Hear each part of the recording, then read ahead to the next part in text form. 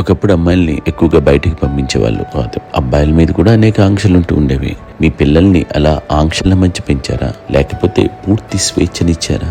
అంటే మాకు మా నాన్నగారు కానీ మా అమ్మగారు కానీ అండి మాకన్నా చాలా బ్రాడ్ మైండ్ ఉన్న వ్యక్తులండి. ఎందుకంటే పిల్లలు ఎక్కడ బయటకు వెళ్తే ఇప్పుడు మేమైతే భయపడిపోతాం.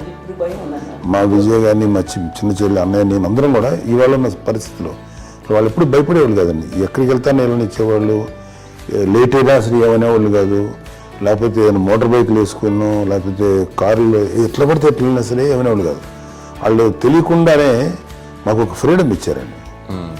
సో దట్ అదే ఆ ఫ్రీడంలో భాగమే అన్నయ్య కానీ ఇండస్ట్రీకి వెళ్ళాలంటే కూడా ఒక వ్యక్తి ఒక కొడుకు ఒక గొప్ప కెరీర్ని పర్సూ చేసుకుంటూ వెళ్తున్నాను. నాన్నగాని అమ్మగానే ఓపెన్ మైండ్ తోటి అసలు నువ్వు వెళ్ళు నాన్న, ఎంతకాలం వెళ్తావచ్చు, నువ్వు ప్రయత్నించని చెప్పి అలా వదిలేశారండి. అన్నయ్య కూడా ఏంటంటే మోస్ట్ రెస్పాన్సిబుల్గా వెళ్ళి చాలా మేజర్ అమౌంట్ అన్నయ్యకి కూడా పెద్ద అమ్మకి వందలు ఇచ్చేది కాదు. కరెక్ట్గా ఆ ఇన్స్టిట్యూట్లో చదువుకునేటప్పుడు ఎంత ఇవ్వాలో కరెక్ట్గా ఇచ్చేది. తనకి ఎక్స్ట్రా ఖర్చు పెట్టుకుంటే అంటే అట్లా ఉండేది అంతే కదా.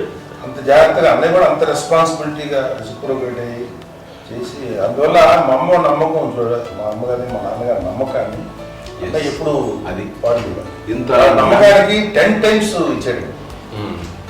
ఏ వయసెస్ వైపు కానీ ఏ అలవాట్ల వైపు కానీ ఎందులో ఇండల్జ్ అవ్వకుండా నాకు నేనుగా నియంత్రించుకుంటూ సరైన మార్గంలో వెళ్ళేలాగా నాకు వెళ్ళటానికి లోపల ఆ స్ట్రాంగ్ థాట్ అడగానే వాళ్ళు రెసిస్ట్ చేస్తే ఇచ్చాను ఆపేశారు అని ఏదో చిన్న రిలక్టెంట్ ఫీలింగ్ ఉంటుంది. వాళ్ళ మీద చిన్న కోపం నిరసన ఉండేది.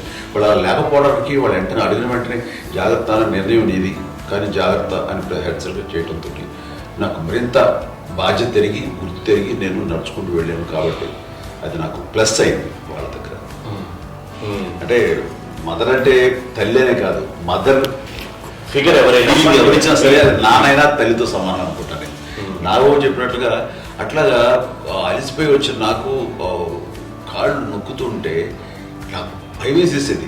ఆ తర్వాత పడుకో గదవాయించేవాడు, అది కూడా కోపం. అంటే ఉదాహరణ అంటే మళ్ళీ అది నాకు తిడతారు, ఎదురు కాలు పడుకుని ఎక్కడ నిద్ర వస్తాయండి నాన్న అంటే. సో ఆ రకంగా నాన్న తన ప్రేమ చూపిస్తుంటాను.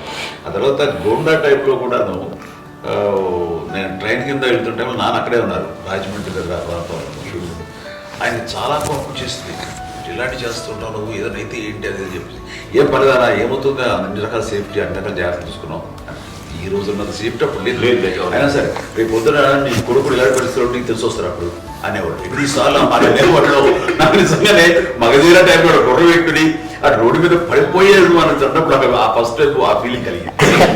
అలాగే పీటర్ హెయిన్స్ అనేవాడు ఫస్ట్ మగధీరలో జంప్ చేస్తాడు మోటార్ బైక్ చేసినప్పుడు ట్రైల్లో పీటర్ హెయిన్స్ అంత హైట్ నుంచి 20 feet 25 feet హైట్ నుంచి పడిపోయి మొత్తాన్ని బోన్స్ ఇరగొట్టుకుని వాడు 7 నెలలు వాడు ఇప్పుడు హాస్పిటలైజ్డ్. అది వీడైతే ఏమో తలుచుకుని భయం వేసేసేది. అప్పుడు నాన్న గుర్తుకు వచ్చేవాడు, ఓహో వాళ్ళ టెన్షన్ ఇంతే లేవు, మనకి మన కొడుకు వస్తే తెలియదు ఈ మాట నాన్న ఎప్పుడు అన్నారని అనిపిస్తుంది. Sweet memories. మా వీడియో మీకు నచ్చినట్లయితే please like, share and subscribe.